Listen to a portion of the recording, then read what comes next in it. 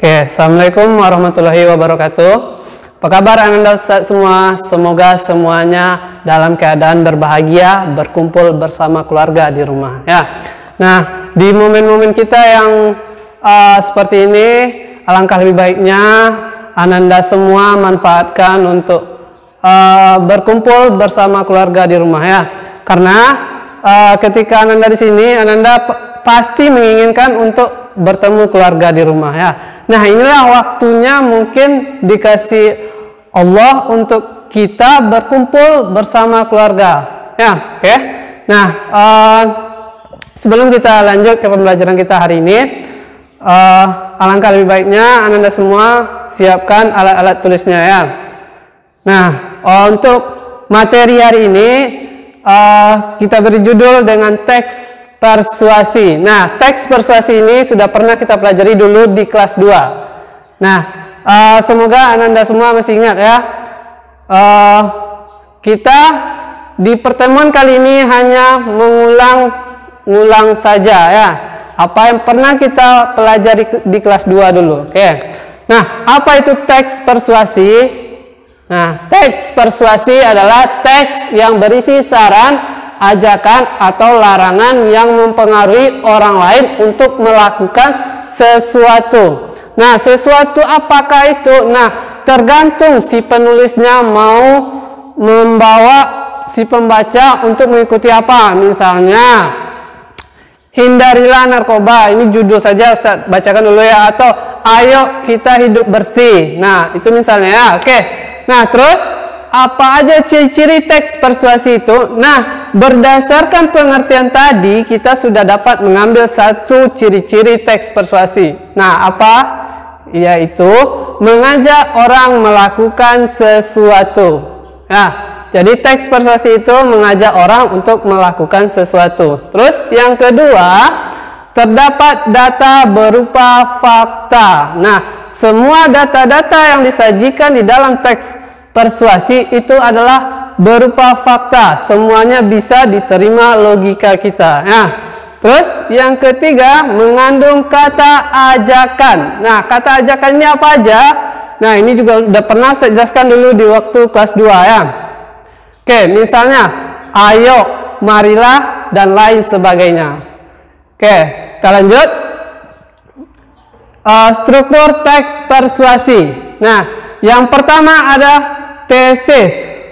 Oke, tesis atau pandangan awal penulis tentang topik. Nah, di tesis ini biasanya berupa pandangan awal si penulis, belum dijelaskan tentang isi dan kesimpulannya ya. Oke. Nah, biasanya di tesis, misal Ustaz mau ngambil tentang kedisiplinan. Oke. Nah, contohnya hidup disiplin sangat penting buat kehidupan kita sehari-hari. Nah, cukup di situ aja tesisnya dulu ya. Terus di bagian yang kedua di struktur teks persuasi ada namanya argumentasi atau argumen ya. Nah, apa itu argumen? Argumen adalah pendapat penulis yang mendukung tesis yang disertai bukti yang real. Nah, disinilah poin pentingnya, karena tadi di tesis kita mengasih pandangan awal, di argumen ini kita mengasih pendapat yang sesuai dengan faktanya atau bisa diterima logika kita. Oke, misal tadi tentang kedisiplinan. Nah, di tahap 2 ini atau di struktur yang kedua ini biasanya kita menjelaskan kenapa atau apa penyebabnya. Oke, misal kayak ini ya. Tadi kita ambil kedisiplinan. Nah, kenapa disiplin itu sangat penting? Nah, untuk siswa-siswa di sekolah biasanya kedisiplinan itu sangatlah penting karena dengan seorang guru mengajarkan kedisiplinan kepada siswa akan terlatih untuk membiasakan dirinya dimanapun. Nah, itu cukup sampai di situ aja contohnya ya. Terus bagian yang ketiga dari teks persuasi adalah bagian yang ketiga dari struktur teks persuasi adalah penegasan ulang. Nah, atau rekomendasi. Penegasan ulang ini berisi ajakan untuk melakukan sesuatu yang sudah diutarakan di tesis dan argumen tadi atau berupa kesimpulan. Nah, karena tadi kita ambil topik tentang kedisiplinan, untuk itu di penegasan ulang alangkah lebih baiknya kita mengajak orang lain untuk berbuat disiplin. Misalnya, marilah terapkan hidup disiplin dimanapun, karena itu sangat berguna baik untuk kita ataupun untuk orang lain. Nah, sampai di situ aja contohnya ya. Terus lanjut dengan ciri-ciri kebahasaan teks persuasi. Oke, yang pertama, kata kerja penjelas. Nah, jadi kata kerja yang ada di sini adalah kata kerja penjelas. Contohnya ialah, adalah, yaitu. Ya. Terus yang kedua, konjungsi mengatakan tujuan. Nah, kita udah pernah belajar konjungsi di kelas 2 dulu ya. Nah, apa aja konjungsi itu udah pernah saya contohkan ya. Nah, ini beberapa contoh yang akan saya ambil. Nah, nanti di sini akan dibagi lagi konjungsi itu menjadi 2, yaitu konjungsi yang mengatakan tujuan dan konjungsi sebab akibat. Nah, pada dasarnya konjungsi yang Ustadz jelaskan hari ini itu berkaitan dengan konjungsi sebelumnya. Nah, di konjungsi sebelumnya itu poin-poin pentingnya udah Ustadz jelaskan. Nah, ini cuman pembagiannya aja atau contohnya aja ya. Jadi konjungsi itu ada 2, yaitu konjungsi intra kalimat dan antar kalimat ya. Oke, nah di konjungsi ini cuman bagian dari konjungsi itu aja ya. Oke, atau konjungsi eksternal dan internal. Oke, nah sebelumnya pernah dicontohkan ada agar, supaya, sebab, karena, sehingga, akibat, dan lain-lain ya. Nah, di sini Ustaz cuma membagi menjadi 2 lagi ya. Oke, nah konjungsi mengatakan tujuan. Contohnya agar, supaya. Jadi dia menyatakan tujuan di dalam teks persuasi nanti. Jadi di teks persuasi itu ada kata-kata atau menggunakan konjungsi agar atau supaya. Terus yang ketiga konjungsi sebab akibat. Nah, di sini biasanya di teks persuasi itu ada penyebab terjadinya dan akibat terjadinya ya. Oke. Nah, misalnya di sini konjungsi sebab yaitu sebab dan konjungsi akibat karena. Nah, konjungsi sebab akibat ini contoh lainnya adalah sehingga, akibatnya. Oke. Terus yang keempat kata ajakan. Ayo, marilah, hendaknya. Ini sudah pernah dijelaskan di kelas 2 dulu ya. Ayo, marilah, hendaknya. Oke. Oke, langsung kita masuk ke contoh. Oke, nah ini contoh teks persuasi. Oke, pertama yang akan kita analisis dari teks persuasi ini adalah kembali lagi ke struktur teks persuasi tadi, yaitu ada tesis, argumen, dan penegasan ulang atau rekomendasi. Nah, sekarang di contoh tadi kita akan mencari 3 hal ini. Mana tesisnya, mana argumennya, dan mana penegasan ulangnya. Oke. Nah, untuk tesis apa tadi? Berupa kalimat pembuka ya. Intinya kalimat pembuka tadi kan. Terus argumen itu pendapat yang disertai fakta, ya kan? Terus untuk penegasan ulang atau rekomendasi itu berupa kesimpulan. Nah, ingat supaya gampangnya ngingatnya kayak gitu aja ya. Oke, jadi tesis itu berupa pengantar pertama, argumen itu berupa pendapat yang disertai fakta ya. Terus kalau penegasan ulang atau rekomendasi itu berupa kesimpulan dan ada kata-kata ajakan juga biasanya nih ya. Oke, nah contoh teks persuasi. Pemilu datang lagi. Tinggal menghitung hari pemilu akbar akan dilaksanakan. Maka dari itu sekali lagi kami ingatkan, gunakan hak pilih kalian sebagaimana mestinya. Hindarilah golput. Nah, terus yang kedua, Karena kehidupan kepemimpinan, pemerintah, peraturan, wewenang yang baik merupakan bentukan partisipasi masyarakat. Maka dari itu sangat dibutuhkan suara masyarakat. Dalam 5 tahun ke depan negara ini tergantung pada siapa yang terpilih di hari pemilu nanti. Maka pergilah ke tempat pemilihan, partisipasikan suara Anda dan jadilah pemilih yang baik. Nah, mana tesis, mana argumen, dan mana penegasan ulang di dalam contoh teks ini. Nah, untuk tesis dia berupa kalimat pembuka tadi kan. Nah, inilah kalimat pembukanya. Pemilu datang lagi, tinggal menghitung hari pemilu akbar akan dilaksanakan. Maka dari itu sekali lagi kami ingatkan, gunakan hak pilih kalian sebagaimana mestinya. Hindarilah golput. Di sini baru berupa kalimat pengantar aja. Terus nanti di paragraf yang kedua di sini baru dijelaskan tentang argumen yang berupa fakta tadi. Nah, karena kehidupan, kepemimpinan, pemerintahan, peraturan, wewenang yang baik merupakan bentukan partisipasi masyarakat. Maka dari itu sangatlah dibutuhkan suara masyarakat. Nah, logis nggak ini diterima logika kita? Nah, coba Ananda renungkan lagi ya. Ini sangat logis diterima logika kita. Oke, terus bagian yang ketiga, penegasan ulang atau rekomendasi. Nah, mana dia bagian yang ketiga ini? Nah, ini dia. Dalam 5 tahun ke depan, negara ini tergantung pada siapa yang terpilih di hari pemilu nanti. Maka, pergilah ke tempat pemilihan. Partisipasikan suara Anda dan jadilah pemilih yang baik. Nah, inilah kesimpulannya. Nah, atau inilah penegasan ulangnya. Oke, sampai di sini Anda paham? Oke.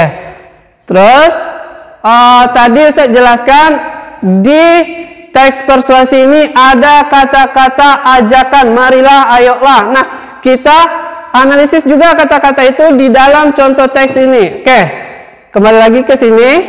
Ayo. Oke.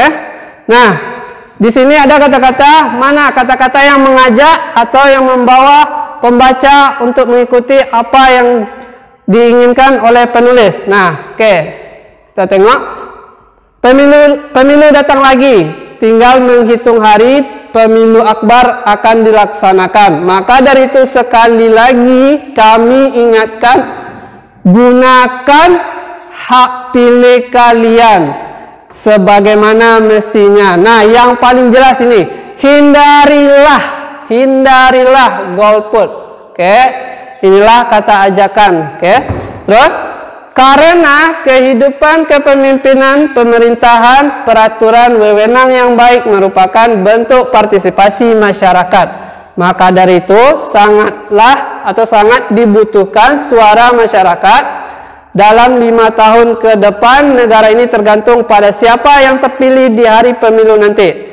Maka pergilah, ini juga mengajak ya, atau menyuruh seseorang. Nah, di teks persuasi ini nggak hanya membawa orang, tapi juga mengikuti orang dengan apa yang diinginkan oleh penulis. Bisa saja menyuruh ke suatu tempat atau membawa ke suatu tempat ya. Oke, seperti kata ini, pergilah ke tempat pemilihan, partisipasikan suara Anda dan jadilah pemilih yang baik. Nah, di sini kata ajakan lagi, jadilah. Nah, oke. Terus di ciri-ciri kebahasaan. Nah, ada nggak konjungsi yang terdapat di dalam teks persuasi ini atau contoh teks persuasi ini? Nah, ada, yaitu konjungsi sebab akibat. Mana dia? Ini dia. Ya, karena. Ya kan? Oke, coba kita perhatikan contoh lainnya. Nah, perhatikan contoh berikut ini ya. Salat merupakan tiang agama, di mana diketahui dengan salat kita telah membangun fondasi rumah di kehidupan selanjutnya, dan secara langsung dapat balasan dalam bentuk pahala dan dipermudahkan segala urusan olehnya. Dalam bidang kesehatan, gerakan pada sholat mengandung unsur yang baik. Banyak sekali kebaikan yang didapat dari sholat.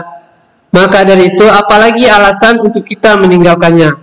Dalam tulisan ini, hari ini dan detik ini, sesama umat beragama, mari kita lakukan sholat. Mari mulai sekarang kita perbaiki kehidupan. Mari kita kembali ke jalan yang benar. Mari kita muhasabah diri pada kebaikan dan semoga kita semua merupakan bagian dari umat yang diakui Allah Subhanahu wa taala dan diakui sebagai pengikut setia Nabi besar Muhammad sallallahu alaihi wasallam. Oke, nah di dalam teks ini kita akan menganalisa struktur teks persuasi. Nah, yang pertama tadi ada tesis, yang kedua ada argumen, yang ketiga ada penegasan ulang. Oke, nah tesis bagian pembuka, argumen itu pendapat yang disertai dengan bukti-bukti yang real ya. Terus penegasan ulang itu berupa ajakan untuk melakukan sesuatu. Nah, atau berupa kesimpulan. Nah, penegasan ulang ini sering disebut dengan kata lainnya adalah rekomendasi. Nah, tesis. Mana tesis pada teks ini? Nah, ini dia tesis. Tesis adalah pandangan awal penulis tentang topik. Nah, inilah pandangan awal penulis tentang topik ya. Dari sholat sampainya. Oke. Nah, mana argumen di dalam teks ini? Nah, ini dia. Argumen itu pendapat kan? Pendapat yang disertai dengan bukti-bukti yang real. Nah, ini dia pendapat yang disertai dengan bukti-bukti yang real. Nah, mana buktinya? Banyak sekali kebaikan yang didapat di sholat. Nah, betul. Apa aja kebaikannya? Misal, ini dari sujudnya, dari rukunya, dan semua gerakannya. Mungkin dari sujud dan ruku bisa memperbaiki susunan tulang belakang ya. Dan gerakan lainnya ya. Oke. Nah, terus mana penegasan berarti di dalam argumen itu ada logika yang bisa kita terima ya. Pendapat yang real tadi kan itu bagian argumen. Jadi pendapat ini bisa diterima logika kita. Oke. Terus di penegasan ulang, mana penegasan ulang dalam teks ini? Nah, ini dia penegasan ulang di dalam teks ini. Nah, oke. Nah, terus apa aja ciri-ciri kebahasaan teks persuasi yang ada di dalam teks ini? Nah, yang pertama tadi ada kata kerja penjelas. Contohnya ialah, adalah, yaitu. Adakah kata-kata itu di dalam teks ini? Nah, coba kita perhatikan ya.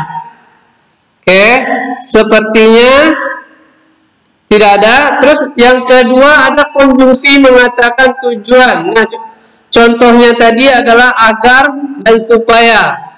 Juga tidak ada di dalam teks ini. Terus konjungsi sebab akibat.